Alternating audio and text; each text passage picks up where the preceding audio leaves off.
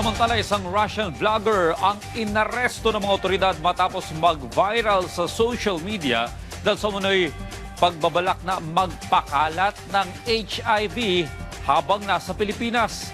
Ang foreign national ay kinilalang si Nikita Chekhov, 21 taong gulang na dumating sa Pilipinas bilang turista noong January 15 mula sa Shanghai, China.